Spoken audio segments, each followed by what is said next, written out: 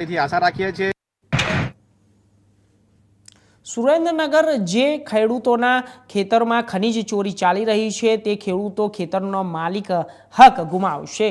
સુરેન્દ્રનગર જિલ્લામાં જે ખેડૂતોના ખેતરોમાં ખનીજ ચોરી થતી હશે તે ખેતરો જમીનો થશે અને જ્યારે શ્રી સરકાર સુરેન્દ્રનગર જિલ્લામાં ખનીજ ચોરી અટકાવવા તંત્રએ લીધો નિર્ણય। ખનીજ ચોરી થતી જમીનનો સર્વે શરૂ કરવામાં આવ્યો। થાન મૂડી સહિતના વિસ્તારોમાં કાર્બોસેલની બેફામ ખનીજ ચોરી થઈ રહી છે। એને કર્યા વગર જ ખેતીની જમીનો ખોદી અને ખનીજ માફિયાઓ કરોડો રૂપિયાની ખનીજ ચોરી કરી રહ્યા છે। ખેતરોમાંથી રેતી પણ ચોરી રહ્યા છે। તમામ સર્વે નંબરો વિગતો ચોટીલા પ્રાંત અધિકારીઓએ મંગાવી જેટલી જમીન ઉપર ખનીજ ચોરી થઈ રહી છે તે તમામ જમીનોના સરકાર હસ્તક્ષેપ ખલાસ થઈ જશે અને શ્રી સરકાર દ્વારા કરવામાં આવશે।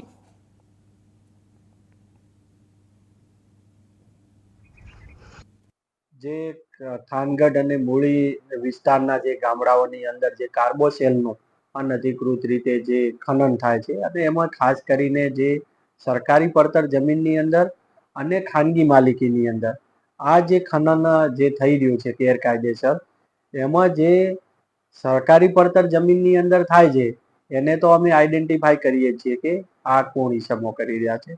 સાથે સાથે જે સર્વે નંબરમાં થાય છે ખાનગી માલિકીની અંદર જે થાય છે એ જમીનની અંદર આઈડેન્ટિફાઈ કરવામાં આવેલા છે। એમાં જામવાળી અને ભડુલાની અંદર છે 32 ખાતેદારોને આઈડેન્ટિફાઈ કરેલા છે અને આજની પણ રેડની અંદર છે લગભગ 10 થી 15 ખેડૂતો છે એ ટૂંક સમયની અંદર આઈડેન્ટિફાઈ થઈ શકશે। આ તમામે તમામ ખાતેદારોની સામે એક તો અત્યાર સુધી જેટલું પણ ખનન કર્યું છે એ ખનનમાં માટેનો દંડનીય કાર્યવાહી થશે। સાથે સાથે આ બિન ખેતી કરાવેલી નથી અને બિન ખેતીનું કૃત્ય કર્યું છે તો જે તારીખથી બિન ખેતીનું કૃત્ય ચાલુ કર્યું છે તે તારીખથી કરીને આજ દિન સુધીનો જે પણ કોઈ ગુજરાત જમીન મહેસૂલ નિયમો 1972 મુજબ જે દંડ કરવાનો થાય છે એ પણ કરવામાં આવશે।